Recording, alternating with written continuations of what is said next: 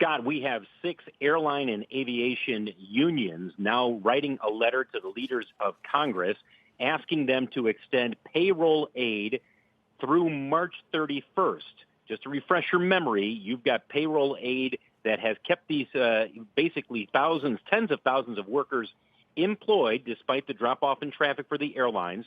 You've got the pilots, the flight attendants, the machinists, as well as the Transport Workers Union, the Communication Workers Union, and the Transportation Trades Union. They're all part of this letter saying, look, the $32 billion that helped keep the airlines alive that you awarded back in March and in April, that expires at the end of September, we want you to extend it again to March 31st of next year.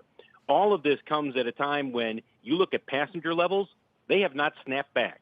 At the drop-off that we saw in March and April, when it got as low as 87,000 passengers in a day in early April, it's now averaging about 500 to 550,000 passengers a day.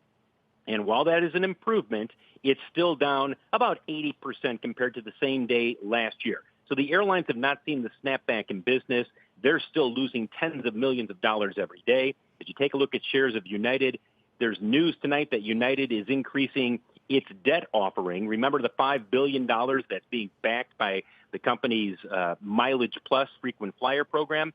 That's now going to be increased in size up to $6.8 billion because there's plenty of appetite out there for more of this airline debt.